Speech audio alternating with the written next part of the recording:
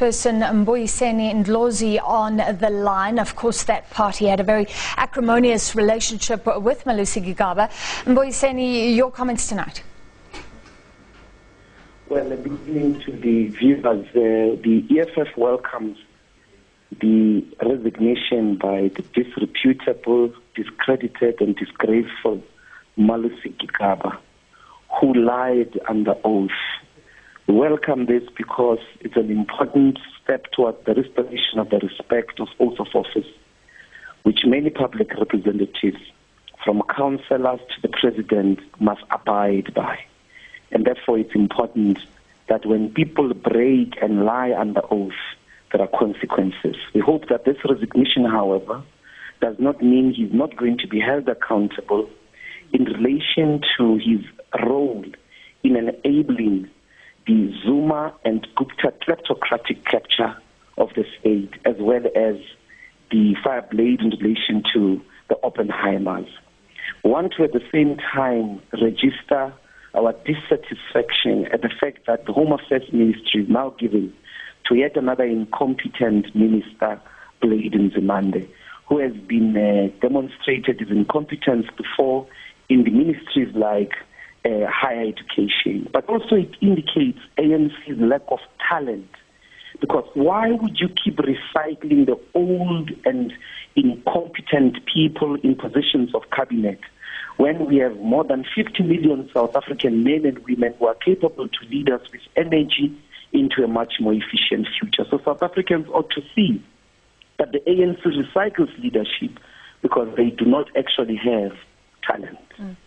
Mr. Ndlozi, one of the claims against Ndlozi Gigaba is that he put people in place who then went on to be very beneficial to the Gupta family.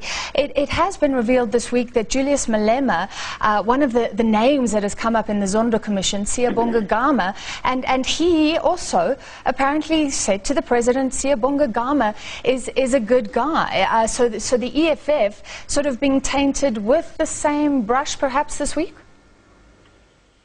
I think that might be a misreading of the developments of events. That was the ANC Youth League.